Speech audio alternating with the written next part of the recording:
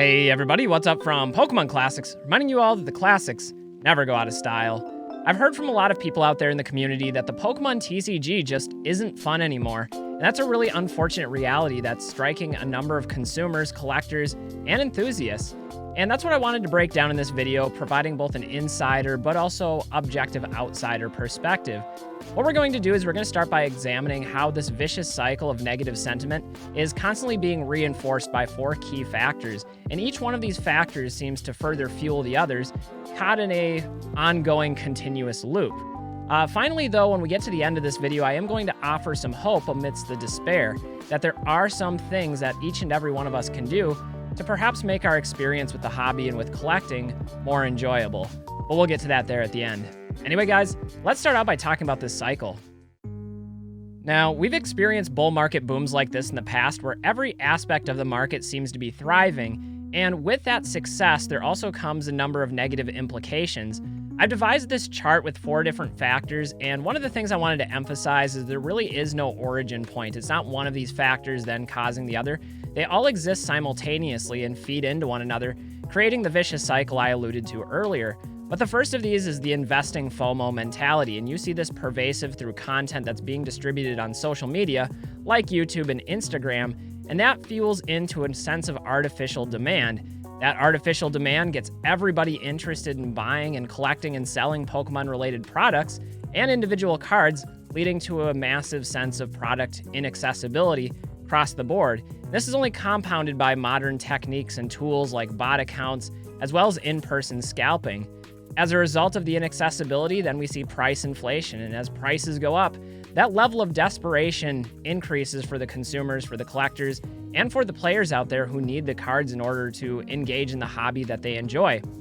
Finally, with all of this demand, all of this hype, all of the money circulating, that leads to situations of exploitation with greed and dishonesty taking control of the hobby and becoming the new representation of what Pokemon collecting truly is.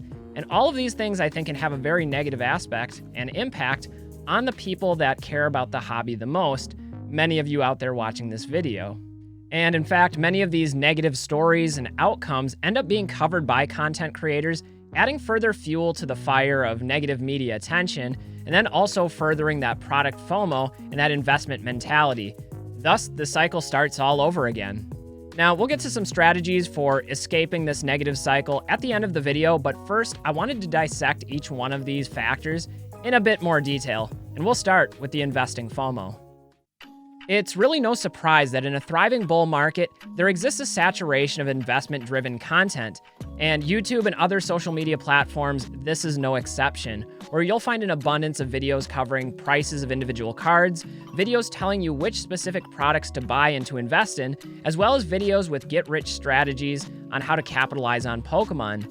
Now, I'll admit that I enjoy this content and I make some of this content myself, but I think we need to acknowledge that much of this content is very derivative, and there are certainly better videos and creators out there than others, some that offer specific data sets, historical context, as well as market concepts and information, informing the viewer so that they can make their own decisions rather than just parroting back what viewers want to hear or what they've already heard from similar videos. Confirmation bias is a very real thing on YouTube, and I think deep down there's a number of people out there that see themselves as investors as well and just want to be told that what they're doing is wise and strategic, whether or not that's actually the case. And that brings us to our second issue. That's this content creation space is so vast and so dynamic that there's bound to be situations of misinformation and manipulation. Because of the bandwagon effect and so many people jumping on board that are driven primarily by FOMO and hype, often the voices that ring loudest will lack some of that experience, the expertise, and the attention to nuance to offer more than just a speculative opinion on investment. Similarly, some of these individuals may also have a conflict of interest, just repeating what the echo chamber wants to hear, or advocating for items that they're personally selling or holding. So it can become very difficult to navigate this space, given how tightly packed all of these different echoing voices become. More importantly, the pervasiveness of investment-driven FOMO is really reductive, particularly for collectors and enthusiasts out there, because the conversation eventually steers away from the cards and collecting itself to becoming a conversation exclusively about money.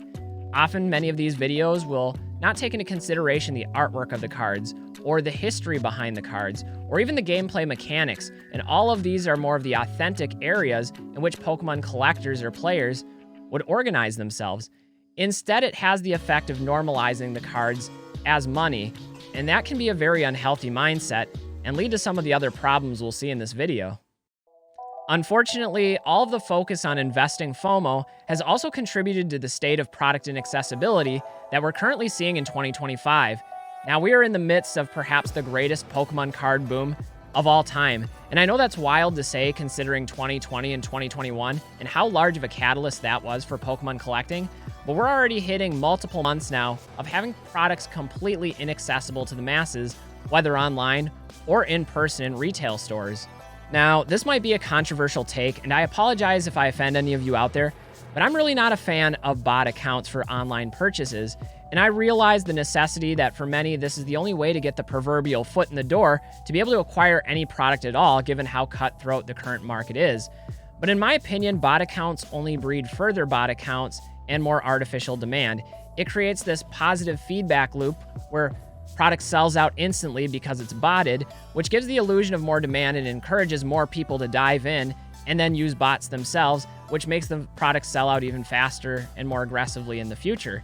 It really is, in my opinion, the death of organic discovery, and that's something that I think is really important to the Pokemon hobby, for collectors, for casuals, for kids. The lifeblood of the hobby comes from people being able to have that accessibility to products, and I think bot accounts are one of the main reasons why products have become so difficult to acquire. And to add on to this, I think we'd all agree that product scalping in a physical brick and mortar situation is also damaging to the Pokemon community.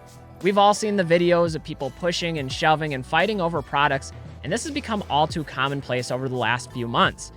On a philosophical level, though, I think this is also problematic because, again, it's pushing artificial interest, that the individuals that are waiting in line, that are fighting, that are doing whatever they can to get those boxes aren't necessarily the collectors, the casuals, or the kids, but most of the time being resellers, not looking to build their collections, but looking to profit. Now, there's not necessarily anything wrong with running a business or seeking a profit, but I do think the manner in which one goes about that makes a difference, especially when these images, these videos are going viral and becoming a representation of Pokemon collecting to the broader public. It's damaging to the reputation of collectors as well as to the people that make up this hobby. Now we're seeing that products are unavailable online or in store, and the only option left to acquire products is to buy them directly from the scalpers that made them unavailable in the first place. And if that's not adding insult to injury, I don't know what is. Now, inflated prices are an inevitability when you have a shortage of supply and a high demand. That's just market dynamics. And the only workarounds for this are not particularly desirable. Individuals that do want to collect these products can turn to the secondary markets like TCG Player, eBay, live stream pack breakers. But if they're going to do that, they're often paying anywhere between 2 to 5 times the MSRP cost if they could have purchased that product like normal. There's also an ethical dilemma that comes in, and if you're purchasing these products that have been already bought and scalped, are you supporting the scalpers and just perpetuating the issue further? And I think for a number of collectors out there, that is a consideration that goes through their mindset. There's also a barrier that this creates to the casuals, the kids, the collectors, and I do think it's important to keep them in consideration that many of these individuals don't necessarily have an eBay account or a TCG Player account or don't know about places to go online to buy from pack breakers. We're talking about the ones that would just casually walk through a gaming store or a Walmart or a Target, hoping to find some packs, but now those packs are unaffordable online and inaccessible in person. So what's one to do? Now, gaming stores and those with access to distribution aren't immune to this phenomenon. In fact, they're often caught in a crossfire given low allocations. When you have a booming, thriving bull market such as this one, often there's going to be more individuals, more stores, more shops that want access to Pokemon cards, meaning fewer allocations for everyone. Now, these gaming stores have the option of either raising their prices and upsetting their existing customer base, or they can still sell those products at MSRP, but sell a fewer quantity and take the loss personally. This really is a lose-lose situation. Now, I want to stress that these gaming stores are a critical part of our Pokemon ecosystem, providing a place for the community to unite, to participate in league play, to host events, And I think it's just really important that people acknowledge that they are in just as bad of a situation as the average casual consumer out there. Anyway, as prices continue to rise, eventually the financial incentives grow so great that they lead to exploitation by bad actors within the community, and that's what we're going to explore next. Unfortunately, money tends to bring out the worst in people, and that's exactly what we're seeing in the Pokemon community. Now, maximizing profits is nothing new in a business context, but we've seen individuals justifying increasingly unethical behaviors. For example, it's become commonplace for pre-orders to be canceled, ones that were placed well in advance, simply to relist them at higher prices later on. We've also seen a rise in opportunities for gambling within the Pokemon card space, with carnival games, bounties, and other financial incentives. And to be fair, it's not all live streamers or pack breakers that are guilty of this, but those do seem to be the environments and platforms that are most susceptible to that level of gambling. Meanwhile, scams and other acts of deception have become increasingly mainstream within this community. For example, there's card cleaning. This is a process in which individuals try to restore the condition of their card using either chemicals or physical processes. Now, I know there's a lot of debate over the ethicality of card cleaning. Personally, I'm against it, but I do think this process is one example of trying to restore or maximize the financial value of a card, and in some cases, deceive the buyer of the card about the condition or the grading company, again, in order to maximize that financial gain. We've also seen the rise of CT scanners and metal detectors, which seek to circumvent the lottery-based system that's built into packs and into sealed products. Then, those products are passed on to unsuspecting third parties later on, who might not realize what is or isn't in those packs or those products.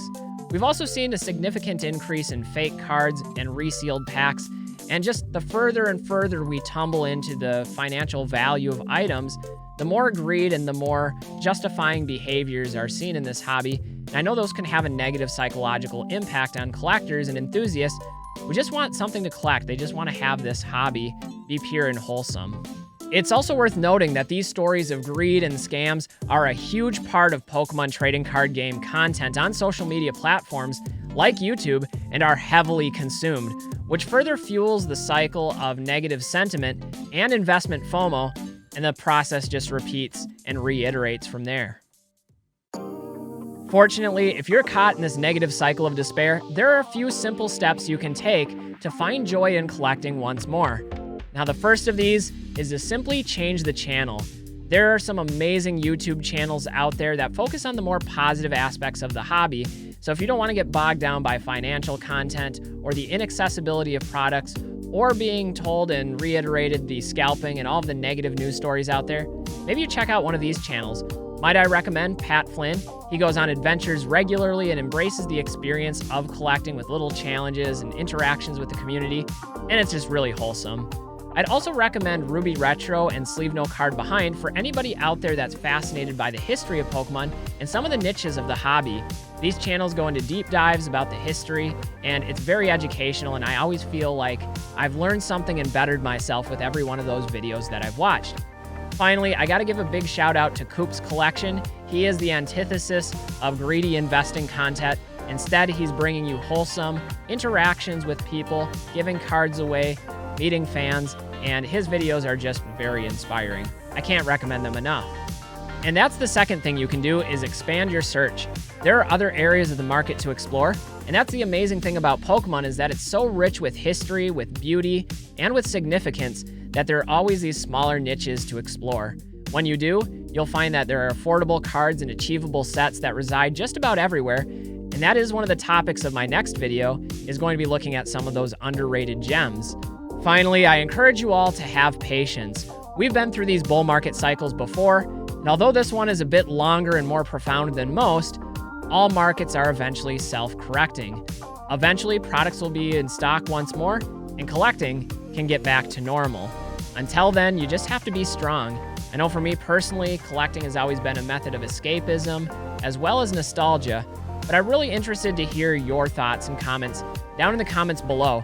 How have you adapted to this new market reality that we find ourselves in? How have you dealt with the frustration? Are you looking to other areas of the market? What are you doing? Let me know. Anyway, guys, that's going to wrap it up for this one. I'm Pokemon Classics, reminding you all that the classics never go out of style. Till next time, everyone, stay well and don't forget to have fun. That's really what this is supposed to be all about. We'll see you guys at the next one. Bye, everybody.